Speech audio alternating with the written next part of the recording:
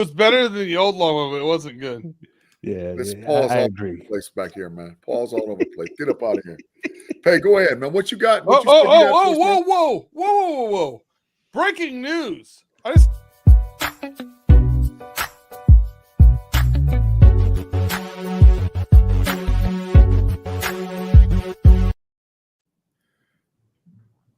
What's the breaking news? Yeah. Well, I'm going to let Tyrant tell me when it's okay for me to speak. Tyrant Tate, would you like to let me know when I could break some news on the show? Go ahead, man. I just had to. There's some stuff just got to be done, man, up front and right away. Then you now whatever you want to do, go ahead. I agree with you. It wouldn't have been 30 seconds after I got done and then segued into that and then came back and talked about it. That would have been a terrible idea. Tim Lyons sent me a text message because he wasn't sure if Big G seen the message, but let Tate know it's time to pay the piper. 15 minutes of corner time on OT. Yeah, I told him that backstage. He sent me a private chat message too, as well. So Tate, he calling for it. He said your brother took the L and college football 2025 or 2024. Okay, I have no problem paying my corner time. And he also said, "Come on, running through the jungle and do it." He's calling for it now. It's facts. Big facts. Big G hit him with the big facts. That was true. Hey, man, hey, that is big facts. But he calling for it now. And when you owe, you got to pay what you owe. So whenever they call for it. You know what? Yeah. I call flag on that though. Tate, you're 100% right. You can't call for it for both times. You got to be more clear. I don't know about that. If you owe, you can't plan. I can come get it whenever. I can collect when I want it. Correct, but you can't plan another show. If you plan on taking it on the homies OT, then it's always game time whenever the homies OT is on, right? Well, the issue why Tim said show, right, but the issue why Tim said it is the running through the jungle is at the same time will pump your brakes, so it'll be almost impossible to get him on the running through the jungle show because it's the same time. So that's why he's calling for it now. That's what he said. It's clear. He clarified it in the chat. Pay, we need a mediator here. What do you think? Voice of reason. What's the ruling? What's the ruling, Pay? I'm with it. Get it out the way now. Schedules conflict. I say after our second break. You can't acquit. Oh. Hey, Tate, the 15? I wasn't planning on paying no corner time tonight, man. You can't just jump on and say, "Give me my corner time." There's some stuff going on in the streets. I say let the live chat decide. But let's kick this off. Let's get to the baseball, man. G, you agree? What's that? Oh, because I don't want to talk about baseball. Let's get this going. He turned it around. Wait, time out. Oh, there it is. 5, 4, 3, 2, 1. Corner time. To beat the mic up too. Let's go, Pay. Thanks for y'all for listening to the homies overtime, man. We're going to get this started early and often. Did he just say he didn't want to talk about baseball and turn around? That's what he said. Pay, let's go. Let's go. What you got, bro? I got a couple of stats of the day to kick us off, man, for hour 2. Oh, got you. So the Chicago White Sox won their 30th baseball game of the season last week while we were recording. Did you all know that? Shout out to them. Right? Yeah. For comparisons, Big G, your team, the Philadelphia Phillies, they won their 30th game of the season 3 full months ago. Facts. Absolute facts. They were the first team to win 30 for good measure. Another stat, the LA Angels of Anaheim, they lost their best hitter in the offseason. Maybe you've heard of him, Shohei Ohtani. They lost their best pitcher they lost their best pitcher in the same offseason. Maybe you heard of him, Shohei Ohtani. Anthony Rendon, one of their biggest free agency signings in the last decade. And worse.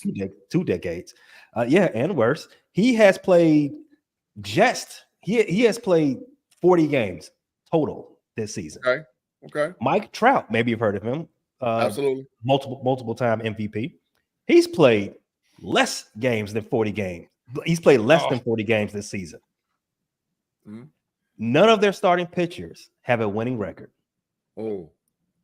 And they still have 25 more wins than the White Sox. Yeah.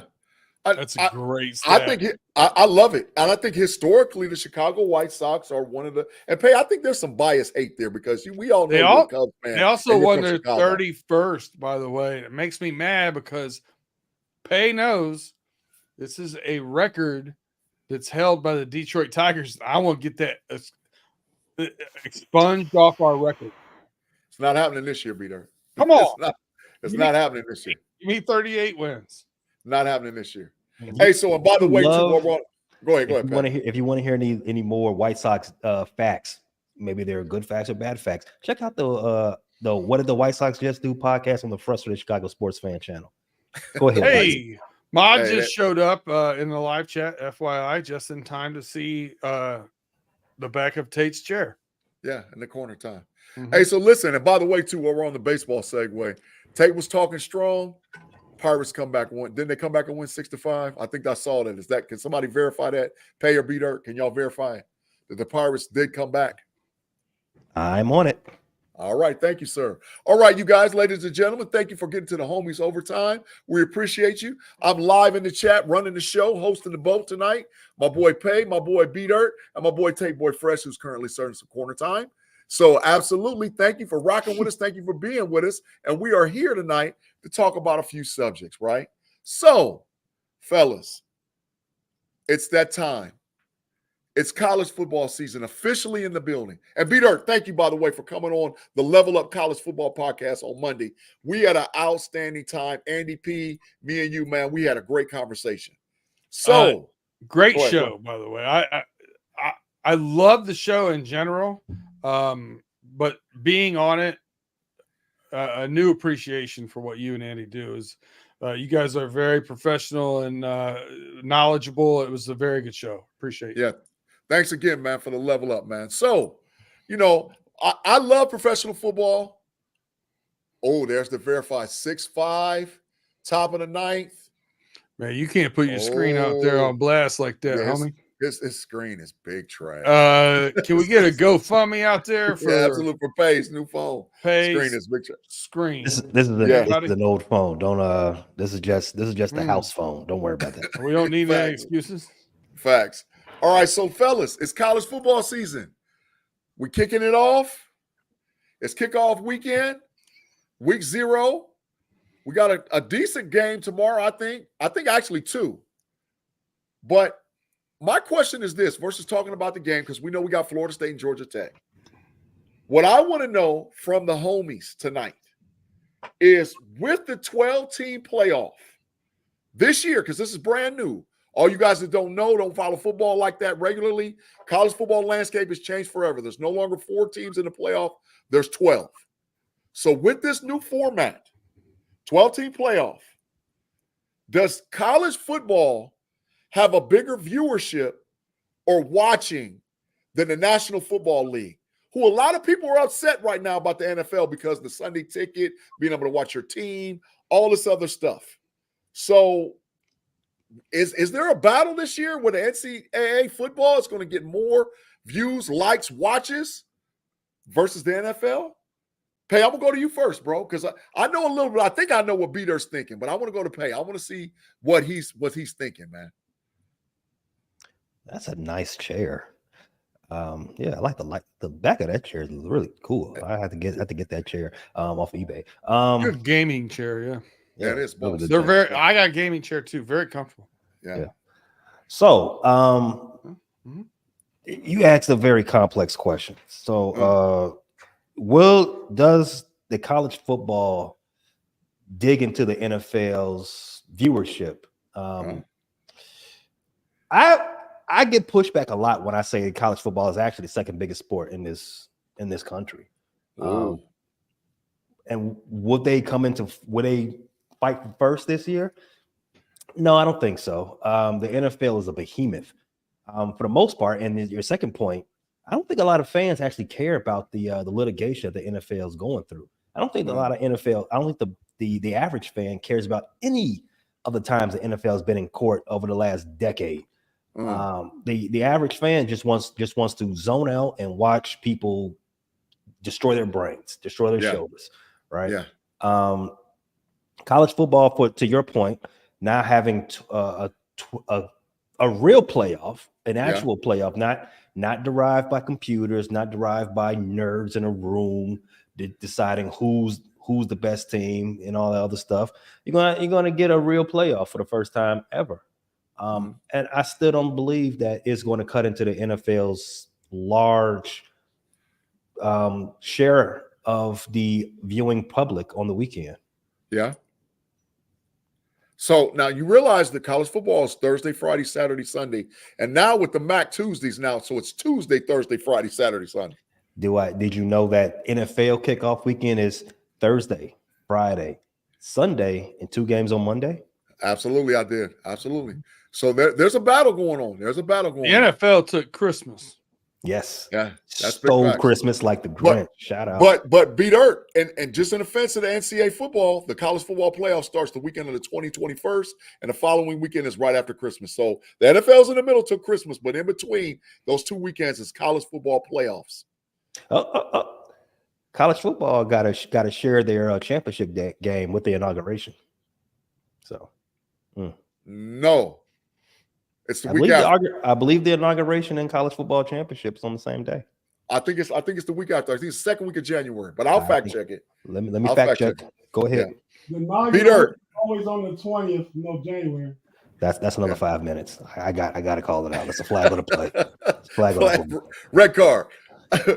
Beat Earth, bro. I want to get your take concerning is the NCAA football, like, are they pushing in? Are they saying, look, man, we're the new kids on the block, and you're going to put some respect on our name, man? Is this what's going on with the NCAA football this season? As far as viewership versus the NFL, no. Okay. NFL is king, and I don't see that changing. Let's just look at how the things have changed in our universe over the past 15 or 20 years. Yeah. College, very much a regional fan base and a regional thing. Yeah. You start getting into fantasy football and the national outreach of watching a late night game in Seattle because I got Geno as my backup quarterback that started in week 7. Yeah. You know what I mean? I really just think that, like, I watch major Big Ten teams and major football games.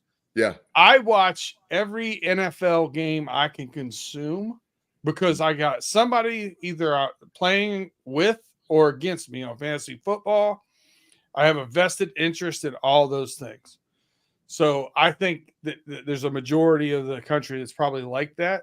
And I think it's a little more regional with college football. Now, listen, it's getting a lot closer to being national. With the Big Ten expanding, the SEC expanding. Yeah. Do I see the NCAA getting pushed out of that, 2 big super conferences, and then that can start competing? Yeah. Yeah. Maybe down the road, but not this year.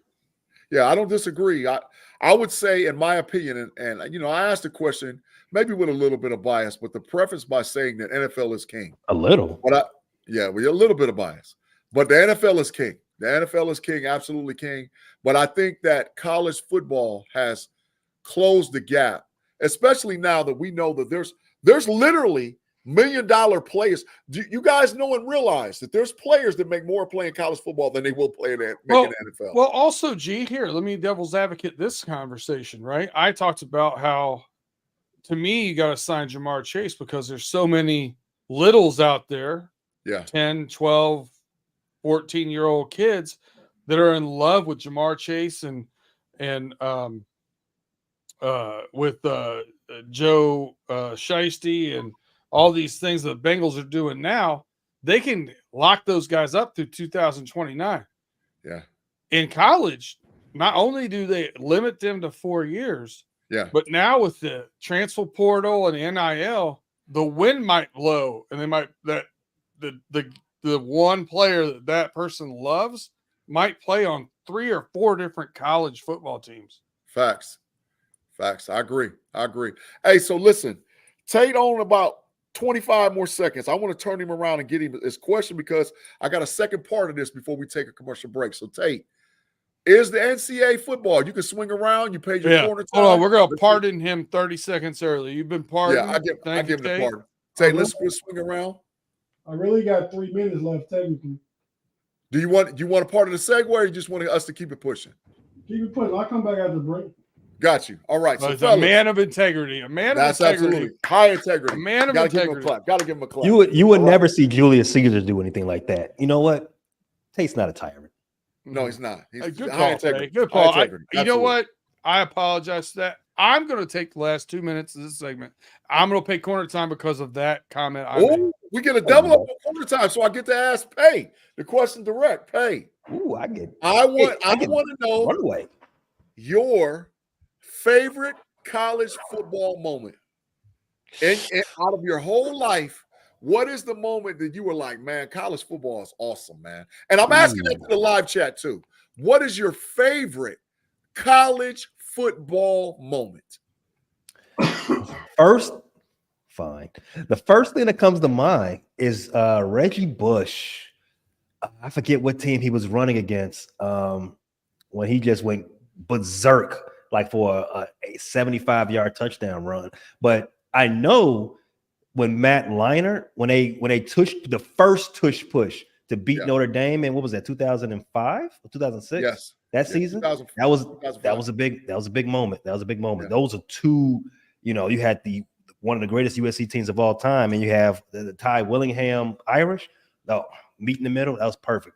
Michael Vick in the championship game against Florida State. Dog. Yeah. Let's see who else. Oh my God. Vince Young beating that same USC team that I spoke about. Big game. Vince.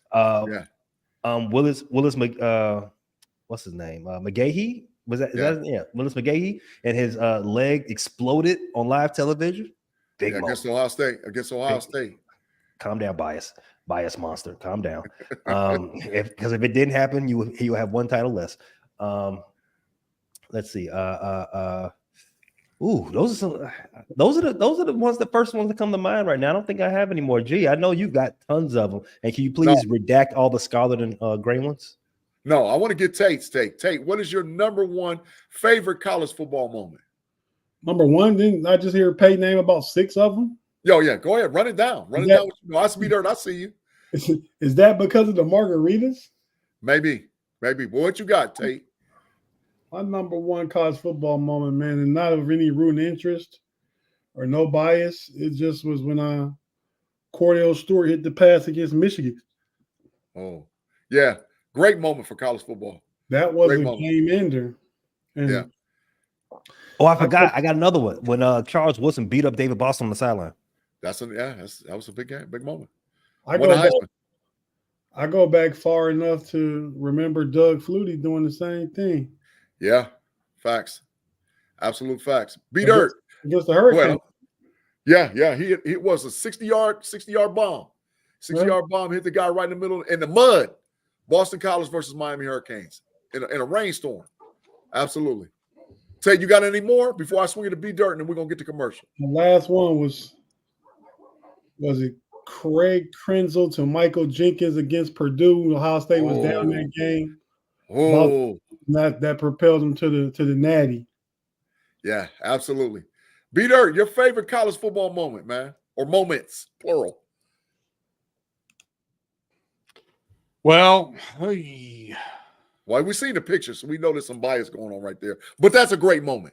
They hold the trophy for the natty. What is the bias?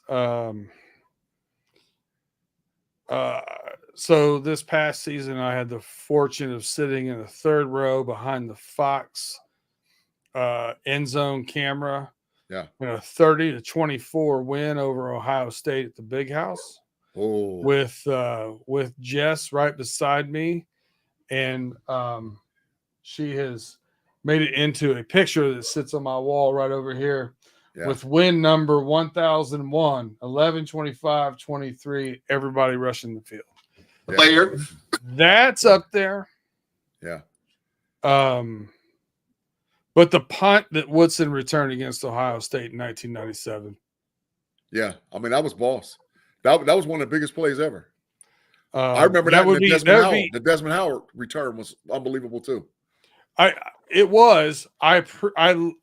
appreciate it. I like the Charles Woodson one more, and Charles Woodson's always been one of my favorite players, so that's probably a little bit into it. And my favorite moment outside of me being there, right, the actual play on the field, if you want to count the play on the field, was the stop against Alabama, where Alabama center Seth McLaughlin snapped the ball low, and the quarterback got tackled for loss when they were trying to drive in to tie or win the game.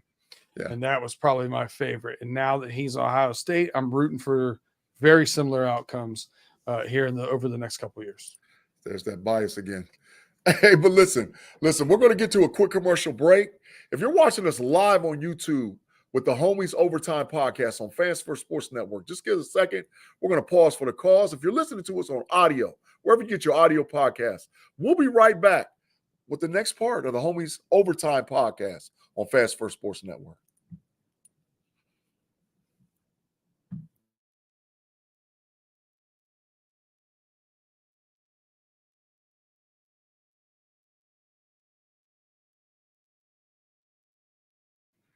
And we're back after a pause for the cause, whichever way you want to go. You know, my dyslexia kicked in right there.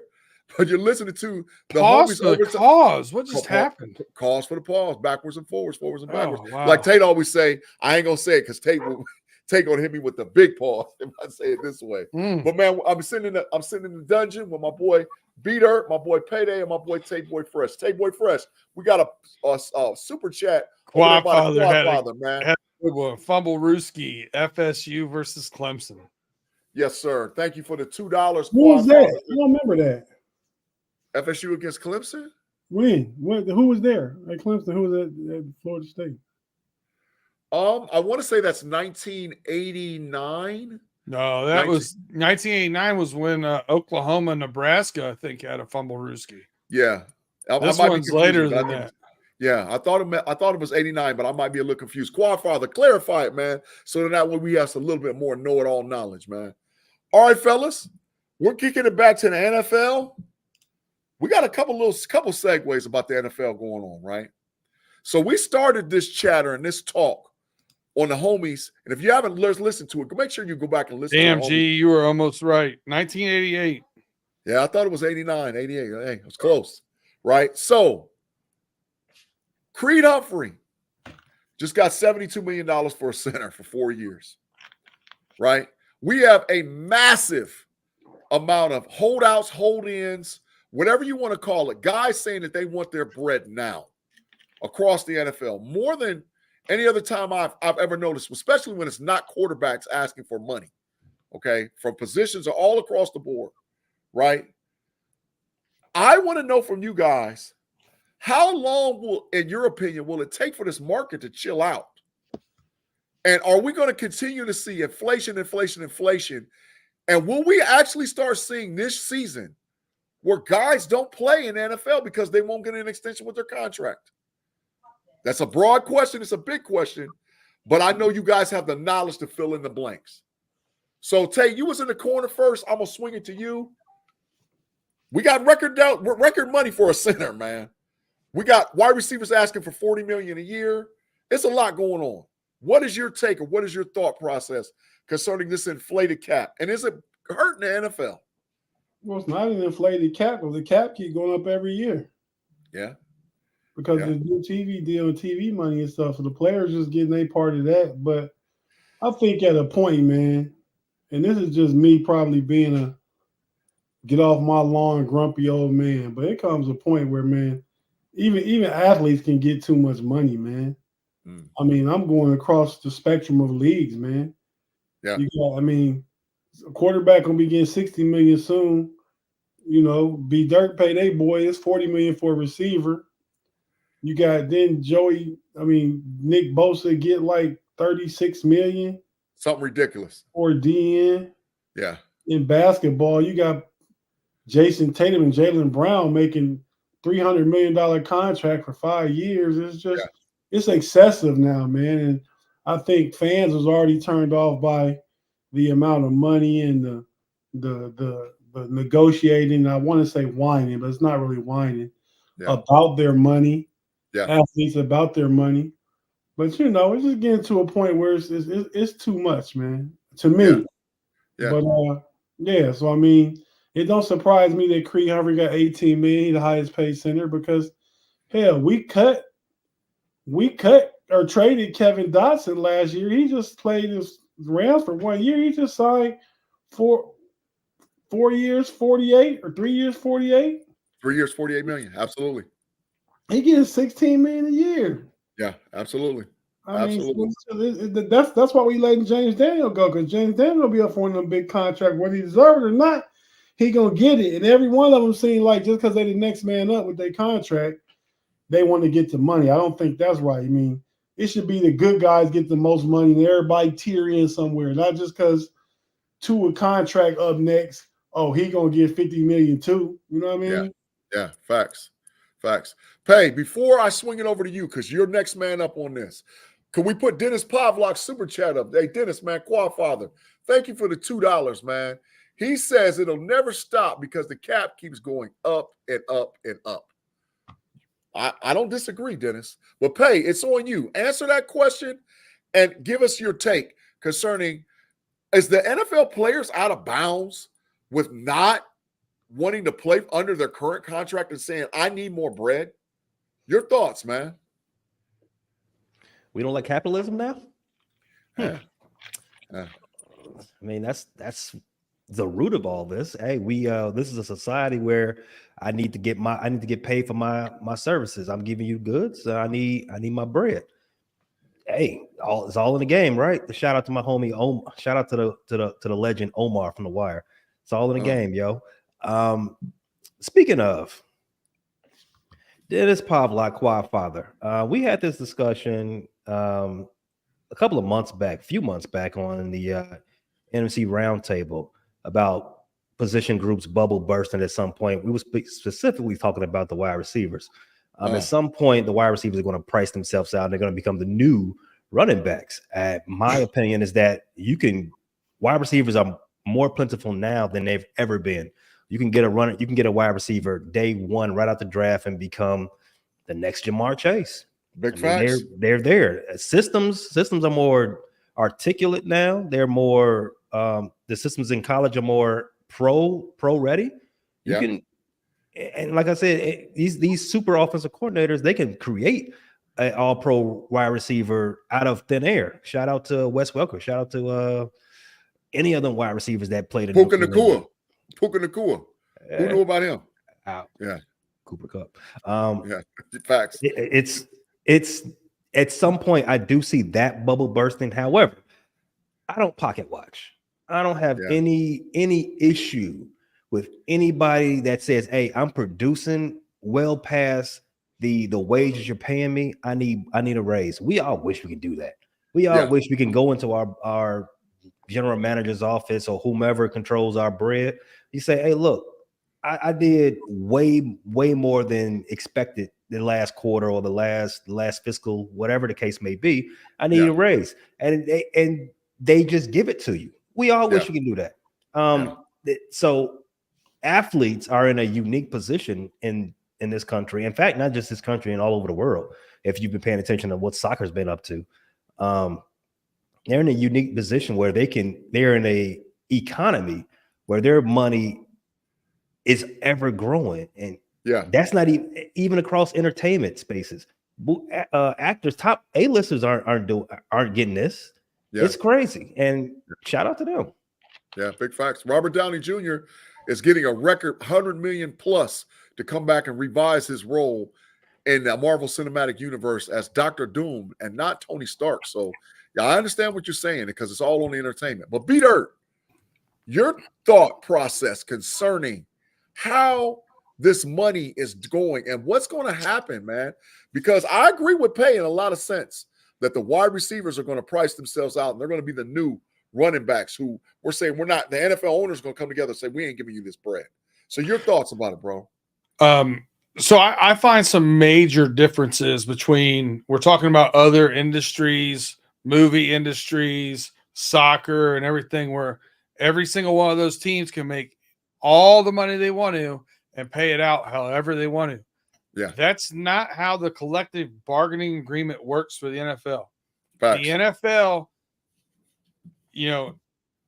shares revenue, and then 48% of revenue, as negotiated by the Players Association, goes back to the players. Yeah. So you're not getting a raise if you're CeeDee Lamb. You're not getting a raise from the money that the Jones family is making. You're getting a raise from the money that's not going to be paid to the teammates beside you. Facts. It's $255 million. It's how they split it up. They can't go over that. Yeah. And most of the teams now that are really competitive in the league are spending the salary cap. You get penalized if you go below a certain point. Yeah. So you're not getting more of the owner's money or more of those profits.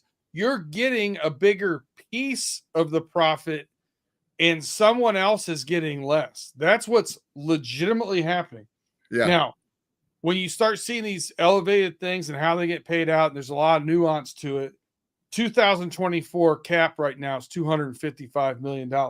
Facts. The estimated cap right now for 2027, based upon just the TV deal, is north of $314 million. Woo, so it's almost a 25% increase. Yeah. So you're going to continue to see these numbers, climb and climb and climb. But at the end of the day, until they get an 18th game and it goes from 48 to 51%, or until this goes whatever, you're not getting into anybody else's pocket except your teammates. Yeah. Which hurts. Which hurts because it's not fair across the board. Absolutely. Tate, we got another super chat for the Quad Father. Quad, man, thank you for that. Hey, Tate, read that, man, if you got an opportunity. Dennis Poblock for the $2, man. Thank you, bro. The big fine. Said, honestly, the running back should sue for collusion. Collusion. Well, y'all thoughts? Y'all thoughts? That's the same supply thing. And demand. Wide receiver. Yeah. Supply and demand. They not decided not to pay an individual. They just bring in new work talent in, new employees in that they can pay less. It happens at every industry, in every industry. But isn't that the point for the union? The Senate, but we'll keep pushing on that. Right, but isn't that the point for the union? Isn't that the point for the union? That's why the NFL players unionize, so that these things couldn't happen. I'm asking, I need clarity from you guys. Isn't that the point of the union? No. But they don't do another deal in 2030, do they? No, that's the next time. You're correct. Absolutely. Yeah, but I think that'll come back to the table. I think the NFL wants to get that 18th game, and that's going to come back to the table in 25 or 26. And then they'll redo everything. And I don't think you'll see the NFLPA do another 10-year deal. No. They shouldn't. It's just like a wide receiver shouldn't take. Anybody that's dealing with these numbers increasing the way they are should not take a 10-year deal. Yeah. When Mahomes took a 10-year deal, terrible idea. Terrible idea. He should have took a 4 or 5 or 6 year deal, and that's it. But he did it to be team friendly. So let's be clear, because he wanted, and it paid off for him. Because listen, look at all them Super Bowl trophies he's putting up over there, and MVPs he's putting up over there. He already asked for more money and got a little bit more. Yeah, No, they moved some money around. He didn't get any more new money. He got some of that salary put into a bonus.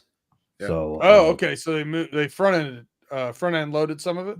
Yeah, that's how all this stuff goes. You sign a long-term deal, you just move some stuff around, you can get your money, in a different tax or a different year that it was originally set for. So that's he, like G said, he was being team friendly. He wants to be winner guy. Well, not only that, but when you're talking about a 10-year contract, right? If you can move 20 or 30 million of that from year 10 to year 2 or 3, you got 7 years to make money on that 20 or 30 million. And that's the whole point of signing the long term. Like I've got 10 years worth of money. I've got $500 million worth of money already set up. I ain't got to worry about. I ain't got to do the Dak Prescott.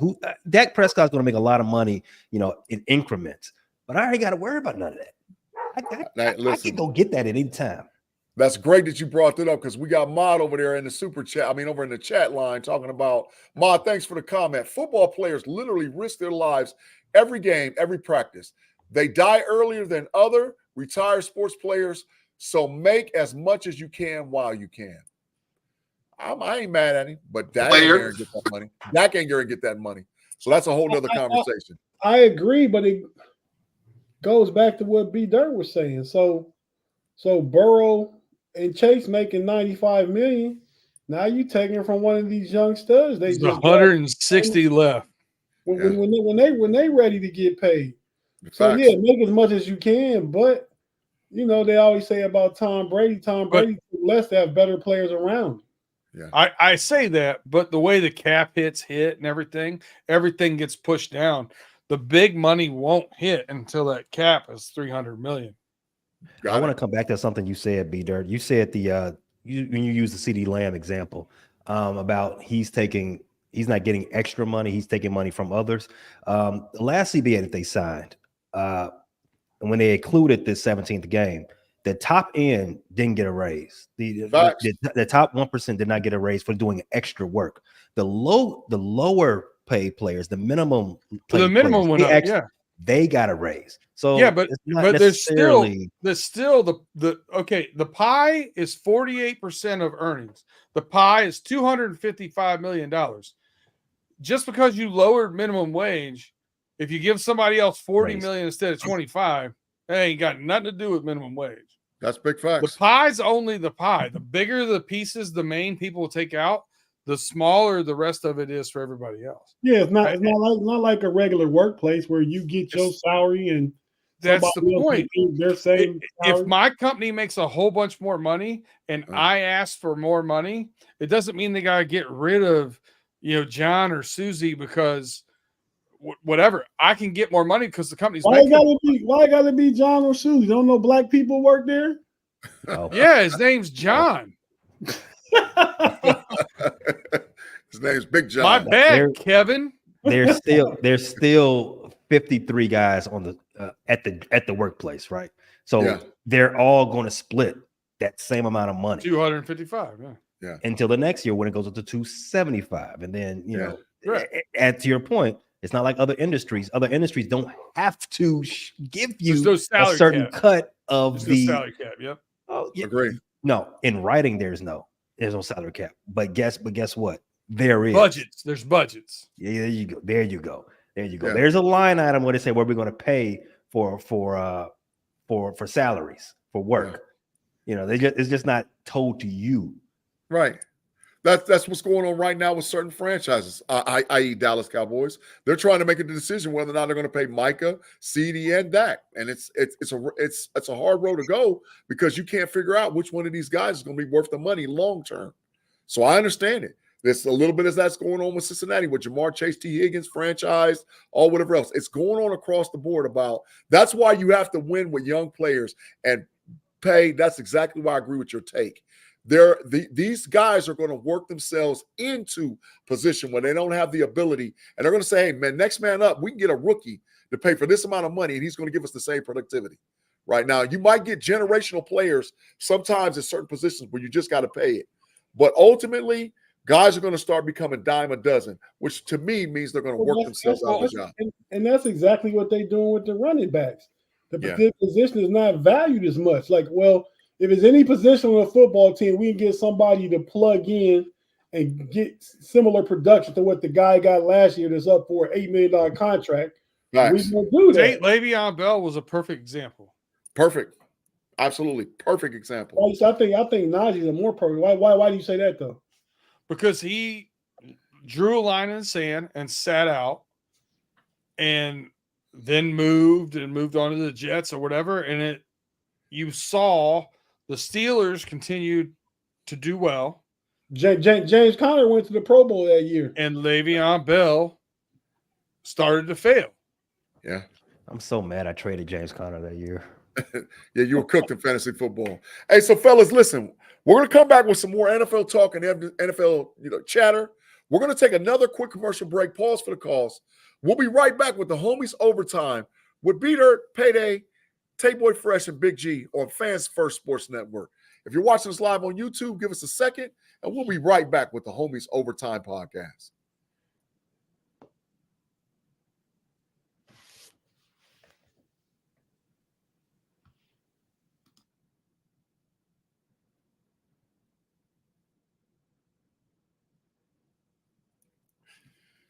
And we're back with the Homies Overtime podcast. Hey, make sure you hit that like button, subscribe button, share button. Make sure you listen to all the podcasts that you can find on Fans First Sports Network, including the fellas that's sitting around me. We got everything from the Know It Alls podcast, from Pay Dirt, from Running Through the Jungle, from the Bear Claw. We got a lot of shows that we're on. Pump Your Brakes, the Homies Overtime, Level Up College Football. Make sure you check those shows out on Fans First Sports Network or Steel Curtain Network. You can find us all. And some of those chat generals, go ahead and throw that Know It Alls podcast name, correct spelling in the live chat. So the folks that are watching us for the first time, they'll be able to find us come Sundays at 6:15 p.m. All right, fellas. I got a prediction question. This one's going to be, I think it's going to be rough. I think I might be moving some furniture around with this with some argument, right? We've said it before with different subjects, but I want to see tonight, if you had to pick a NFL MVP and a Defensive Player of the Year today, who you got for NFL MVP and Defensive Player of the Year? B-Dirt, I'm going to you first, bro. Who you got? MVP and Defensive Player of the Year. Okay, so I know you're going to say Homer on this one. It's not actually Homer. It's somebody I took because of the odds being plus 900. Okay. And I think there's something to prove this year. I did take MVP being Joe Shiesty. I think Joe Burrow gets one. He is a talent and a guy that even if he was on another team, I would say gets at least one or two MVPs in his career. And I think with still having T, we get Jamar back, the way things are lined up right now, I think this is probably his best year to get that. So far. So I'm going to go that way. Defensive Player of the Year. I mean, I think based upon what happened last year, okay, and getting a little bit of a snub, I think TJ. I think he pours on the gas for one more big year. I think this is probably going to end up being his biggest year of his career, and then you'll start seeing some. He's hitting that age where in the next couple of years you're going to see not a drastic fall off. He's still going to be a really good player, but I think you're going to start seeing him slow down. Got it. So you got Joe Burrow. I got as both, NFL, both coming from the AFC North. AFC North. Yep. And TJ Watt. I like it. Tate Boy Fresh, bro. Who you got for this year's NFL MVP and Defensive Player of the Year? I'm going still a paid out of B-Dirt book. I think with the addition of Patrick Queen, Dante Jackson, Keanu Benton in his second year, PZ Jr., I think the Steelers' defense is going to be really good, and TJ Watt could get like 25 sacks. Whoa. I mean, he's one of only 3 or 4 guys that can, on defense, take over a game. Yeah. I mean, what? 22 and a half is the record. B-Dirt said he thinks it's going to be his best year. Why is 25 that big a number considering that stuff, that part? And you get an extra game. Yeah. I think they had the extra game when he got to 22 and a half. but they called the sack a half a sack. It should have been a whole sack. He should have had 23 and beat Michael Strahan. But and that for that record, Brett Favre gave Michael Strahan the record. Big facts, absolute big facts.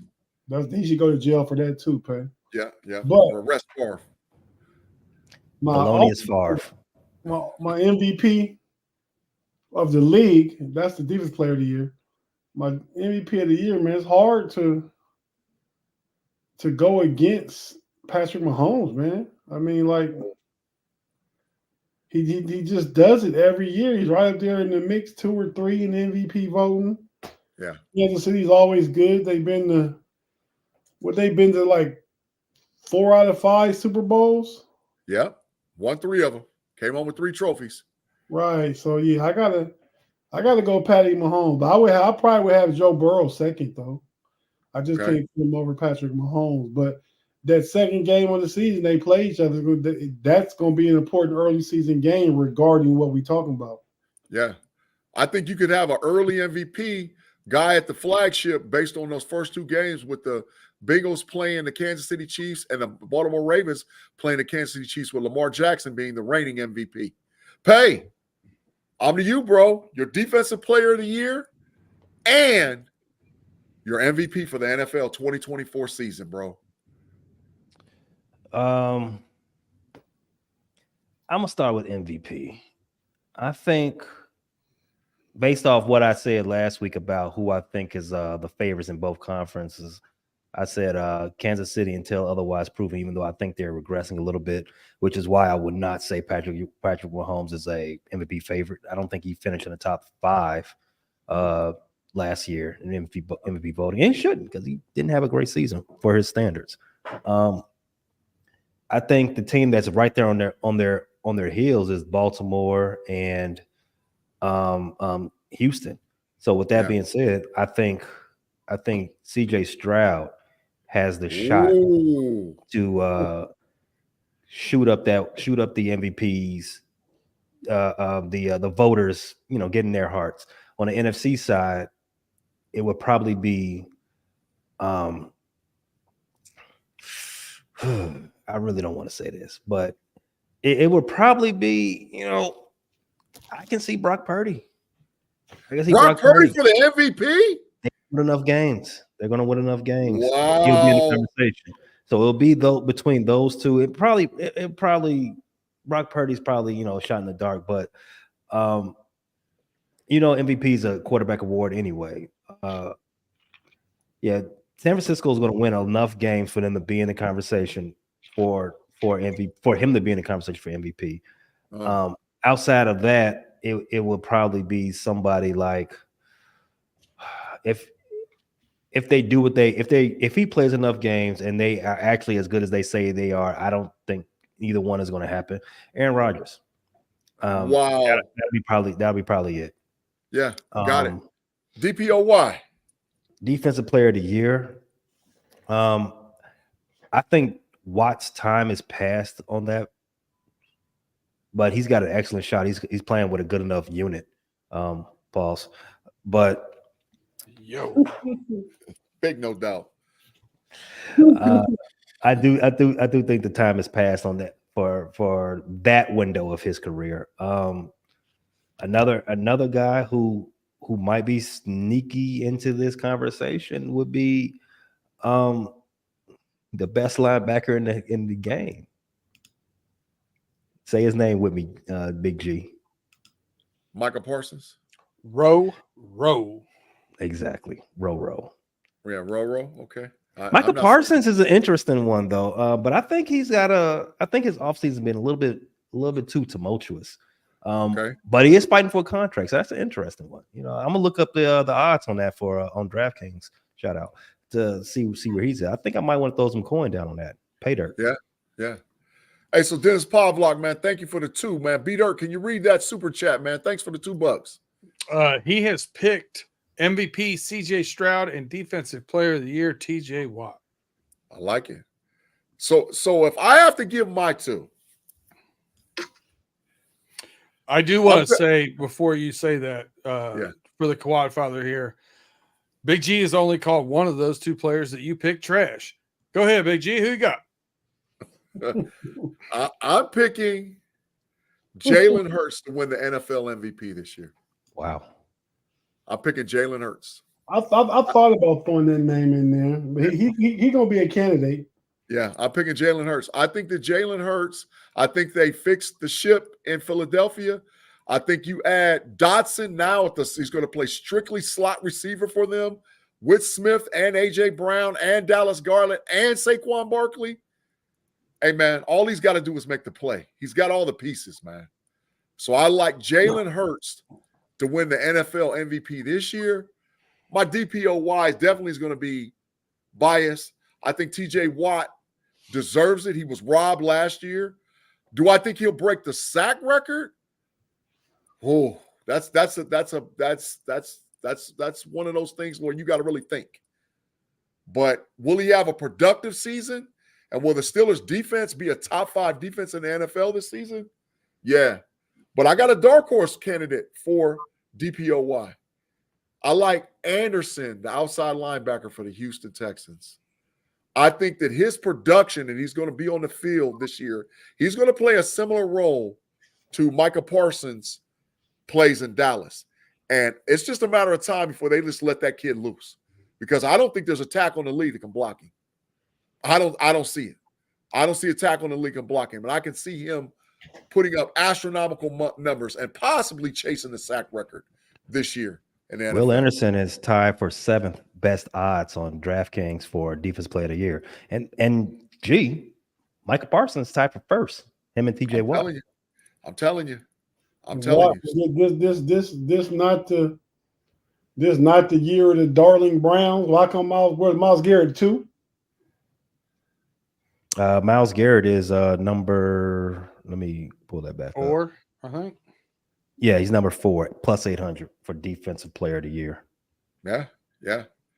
So I like it. That's what I'm saying. I'm saying Jalen Hurts and TJ Watt. You think that line is set because of the team popularity with the Steelers and the Cowboys and TJ All of Watt?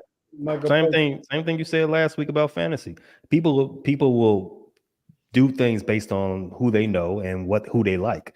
And that's no different with betting guys. People will throw money down on Patrick Mahomes to be the MVP. Who is the current, favorite to win MVP? People they'll throw their money on TJ Watt and so on and so forth because that's who they know and that's who their favorite is. And that skews the line a little bit. Yeah, the line is based on 2 things, right? One is the projection of the Vegas knowing gambling and who would project that stuff. Facts. And then the other one is, like Pay said, the money from the common fan. The money going into the casino, the money going into the gambling sites moves that line, right? The line may start somewhere and end up a completely different place because so much more money gets moved on someone. And it's a risk-averse analysis by the casino. So Absolutely. the casino, if too much money is going on one, they want to get it all the way down, right? Basically, they want to take the juice on all the bets. Big juice. If you're putting it in and it's an even an even money bet, and you're putting in the bet on an even money, you get minus 110 on each side, right? So that's a 20% swing. So in a perfect world, the casino just wants you to bet all the money, and they take 20%. Facts. They want it even on both sides and take 20% of everything bet. Big facts. Dennis Pavlok, man, we got the quad father in a bit. Dennis, man, we thank you for the super chats tonight. You've had some great input going on for the show. B-Dart, read that for me, bro. Dennis Pavlok for the 5. Quad Father says, unfortunately, Watt has to break the record to win, and I believe he will. We follow that super chat up with another one from Thomas Eads. Yeah, Thomas Thank Eads. you for the super chat, my friend. He says, if Watt gets 25 sacks, he should be the MVP. No doubt. Do any of our Steeler fan hosts want to back those 2 comments up with a corner bet? Tate Boy Fresh, you want it? Hey, now. Yeah, no doubt. Well, you the corner, man. Why you ain't taking?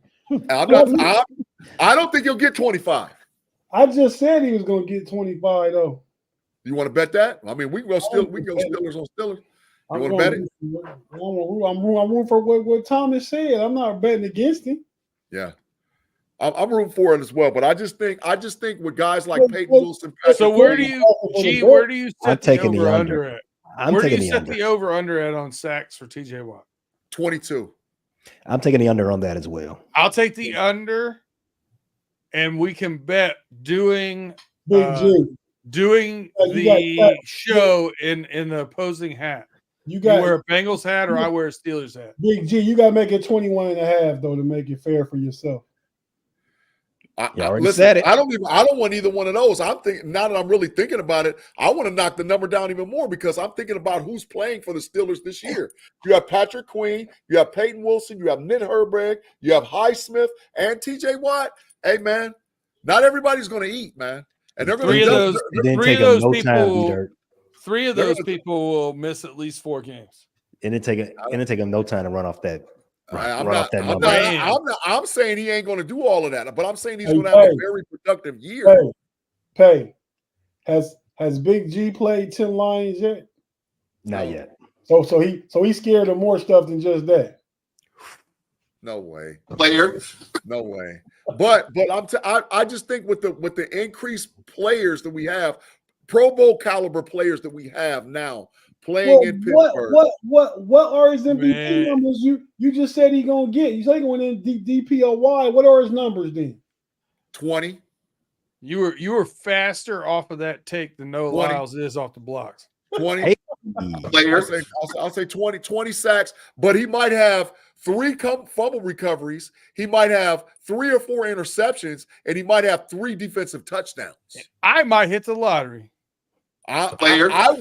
I think his sacks numbers will go down, but the way that the Steelers use him defensively, I think he's going to have bigger splash plays with fumble recoveries, interceptions, and defensive touchdowns. You think his sacks numbers are going to go down? How many sacks he had last year, Pauls? 19 and a half. Okay. He had 19 and a half. And maybe you said he was at 20. That's more. Yeah, but he'll have bigger splash plays. He will have facts. Don't let the facts cloud the issue, Pay. More interceptions, more fumble recoveries, and more defensive touchdowns. The splash play. Listen, that's what helps the voting. Is splash plays to me. That's true. So where can I lock you in on these numbers? He's going to have less than 19 and a half sacks, right? No, I'll say 20. I'll be fair. I think he'll have 20 sacks, but I think he'll have at least 3 fumble recoveries. Wait, let him finish. Tate. I want to hear this. Your bet is more than 19 and a half.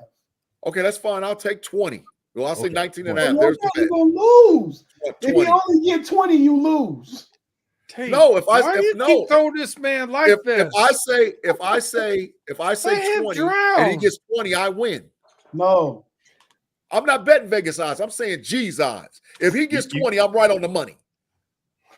I don't want more. I'm saying what he gets. He's going to get 20 sacks and what gambling. Else? 20 sacks. I'm going to say he'll get 3 fumble recoveries. 3 for the whole season. I'll say he'll get 3 interceptions.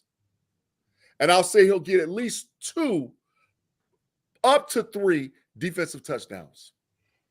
I got the under on each and every one of those. We got a bet in a live chat here. Rob Lightfoot says, I'll bet Russell Wilson would finish the season as QB1. Anybody want to back that one as well? I'll bet that right now. I'll bet that right now, corner time. I'll bet it.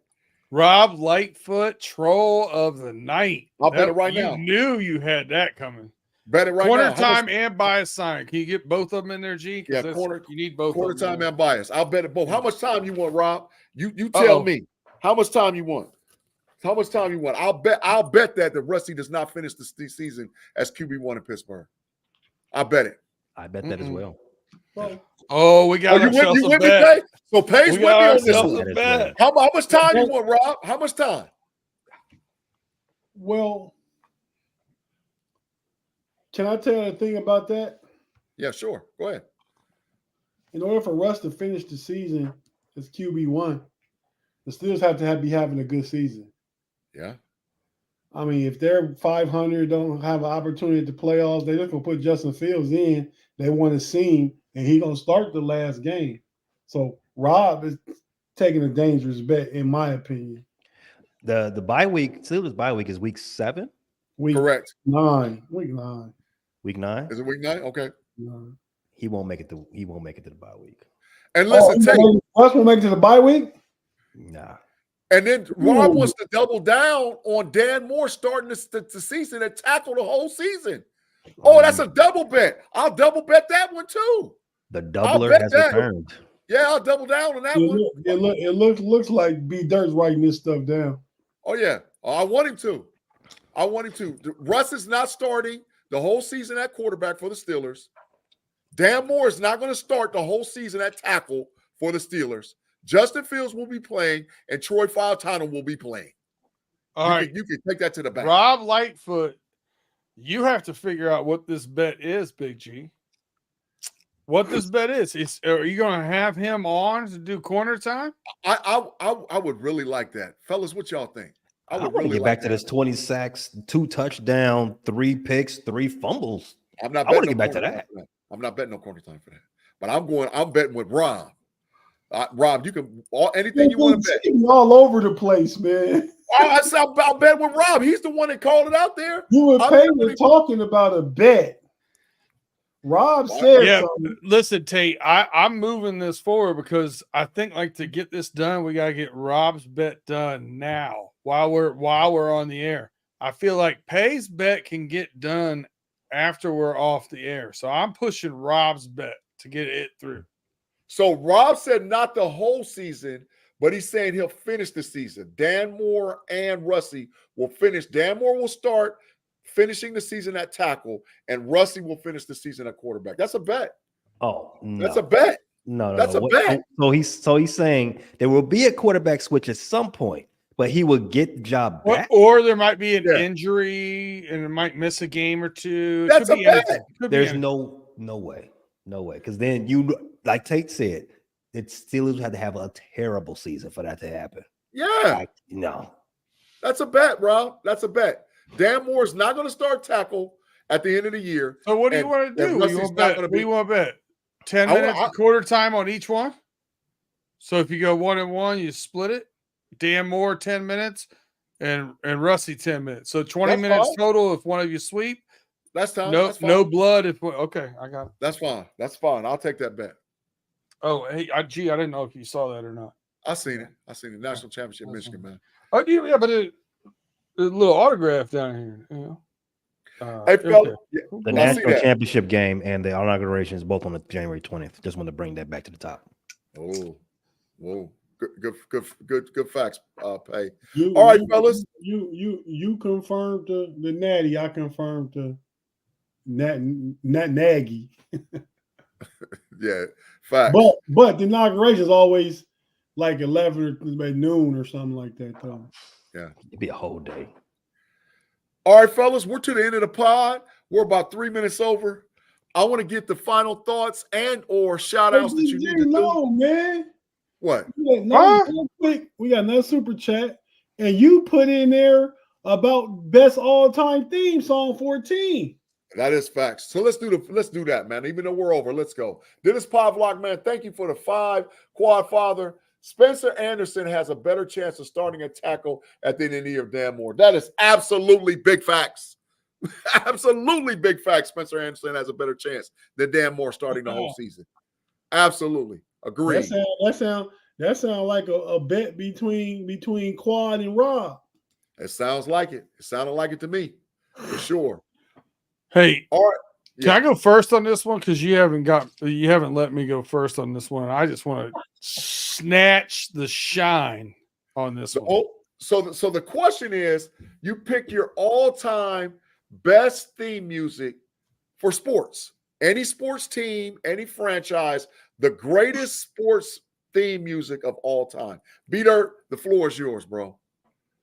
So I'm going to give 2 answers. I'm going to give one. How can you give 2 answers, Big G? You could potentially be taking a song that one of us would have. I'm positive I do. Well, Okay, I'm gonna tell you what I was getting. I'm gonna finish the start of my sentence, and you tell me if you want me to only give one of them. One I was gonna give that's a daily, always used kind of theme song or whatever of a team, and the other one was a short-lived theme song of a team that was only for that one time period of moment of time. Well, you can give them both. Just let it go around the horn once, then give you a second one. Go ahead, bro. Do what you do, B-Dirt. 1985, I fell in love with Richard Dent. Super Bowl Shuffle. Hey, kick rocks. You weren't even alive. You were barely out the loins. Go. Tay fell all the way out the chair for y'all that's not listening to us on audio. He done all the way out the chair. Stole Pay's team. He right off the back. So they couldn't get it. Right off the back. And Tate, I'm gonna tell you right now. I'm gonna tell you right now. I had two right here, and one of them was stealing someone's take, and the other one wasn't. And you forced me into stealing a take. Well, you come back and say the other one. Can I go? The other one. Yeah. The other one. The other one. Ain't nobody saying. I'm gonna take Pay's other team, man. Oh, that Chicago Bulls music, man. They introduction music. Yeah. And now your Chicago Bulls.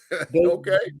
They played it the other night at the Democratic National Convention because they were at Chicago Stadium or whatever it's called now. The stadium's the old one. What's it called now? The arena. But yes, that's just classic, man. It represents championships and winning. And every time you hear it, you know what it is. That's Michael Jordan's music, man. So, Pay, if you didn't have your headphones on, you didn't hear that. But I probably. Oh, he heard it. He's a little discouraged right now. But I want to see. Did you hear what I took, Pay? Everything dope about America starts in Chicago. I just want to put that out there. Hey, the New York governor wouldn't eat y'all pizza though. She said, "What is that?" Big Al's combo, half dip, go. Hot Jardinera. All right, go ahead. Facts. So, Pay, who you got? Your number one theme song. 2005 Madden soundtrack. Wow. Yeah, 05 Madden soundtrack is boss. I still got 05 Madden sitting over there on a P2. Still got it. Still got it with the big thick P2. Not the skinny one. The big. Greatest console ever. Is a soundtrack a song though? It's a collection of snippets. I mean, it makes a thing. Dig deep and pick one just because B Dirt took your number one. And you took the other one. You took the greatest one, and then he took my homer pick. Okay. Let me see. Glad to be here. I would say I'm still waiting on that margarita. There was one in the live chat that was pretty good. The 1979 Pittsburgh Pirates, "We Are Family." Yeah, that was going to say that would be my second one. That was a good shout.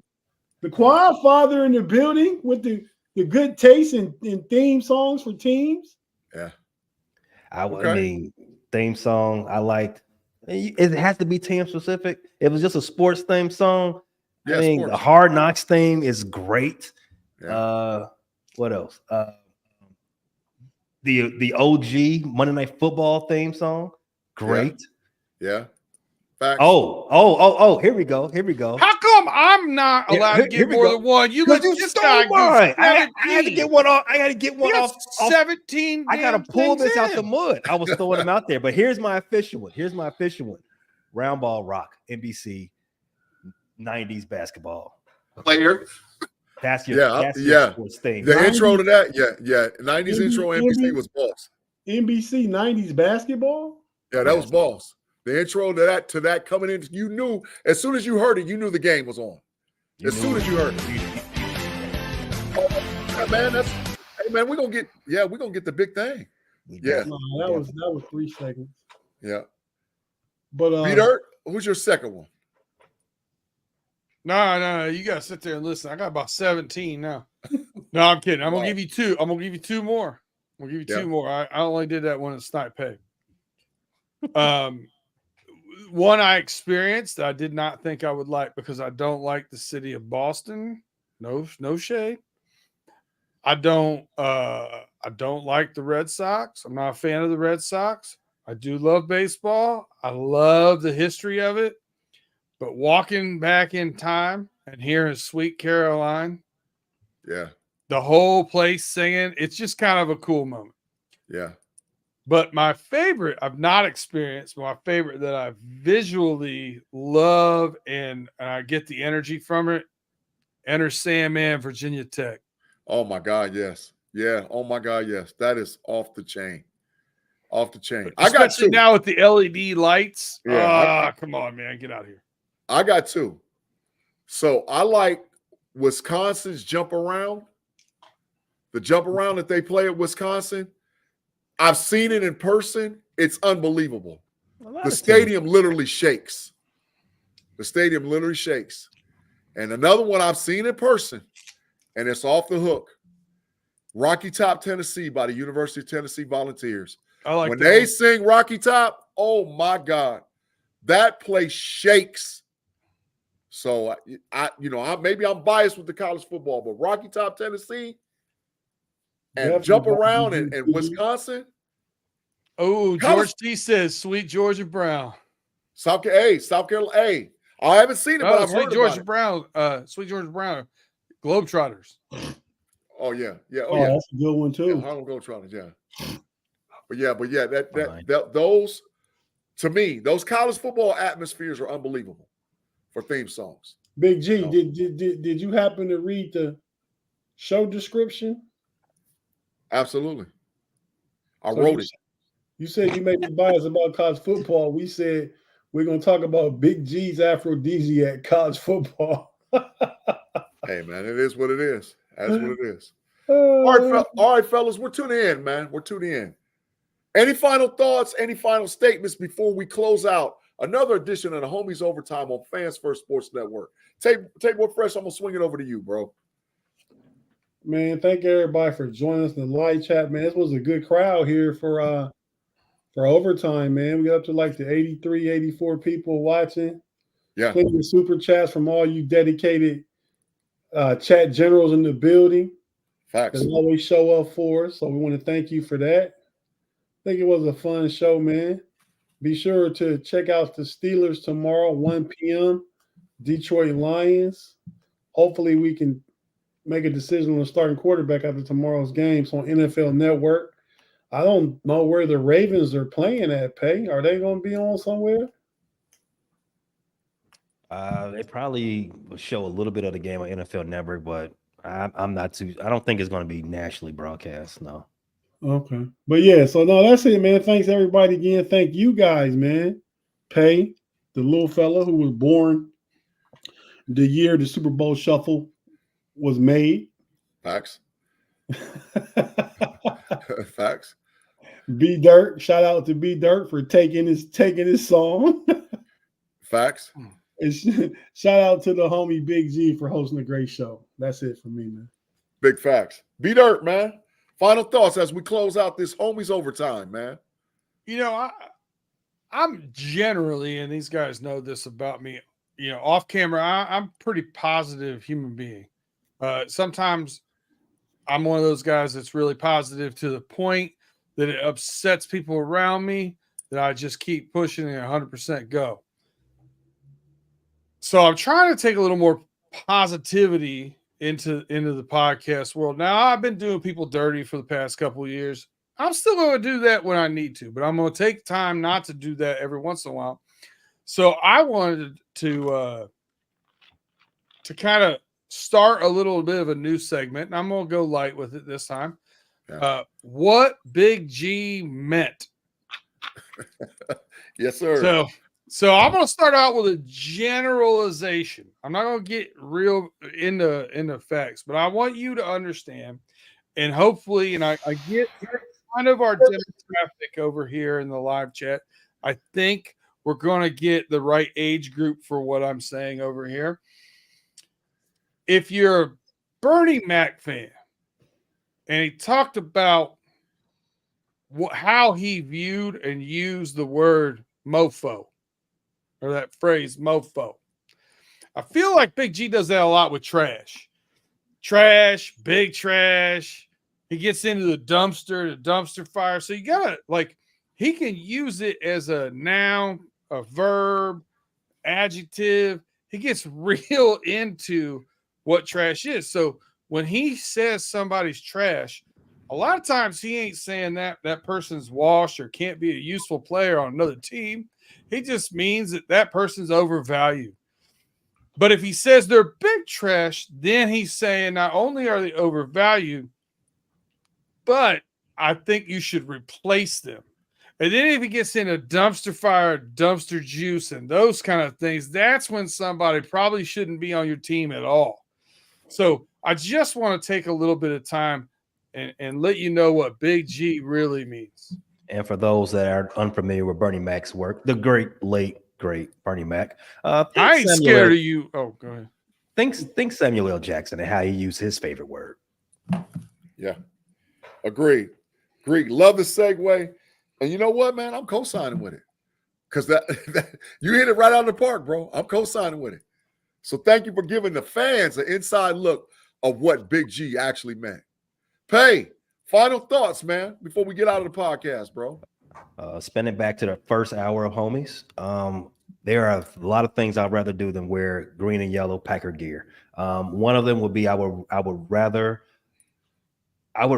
sit on a couch that was in a room by itself with JD Vance than wear a Packer jersey or a cheesehead or anything derivative of that.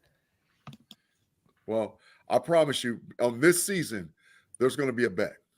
There's going to be a bet. Thank Quad Father. Before we get out, man, thank you for the last $2, man. We appreciate it. Love it, B-Dirt. Love the segue. Love the new segment. This is what Big G meant. All right, fellas. Thanks again for listening to us on Fans First Sports Network, Homies Overtime Podcast. Make sure you check the Bear Claw, Running Through the Jungle, Pump Your Brakes, and the Homies and Homies Overtime, along with Level Up and the Know It Alls podcast, wherever you get your audio podcast. And you can always find all of those shows via YouTube every week because we go live. We look forward to bringing you guys great content this season. And ladies and gentlemen, football season is here. High school football kicked off tonight. College football kicks off in the morning.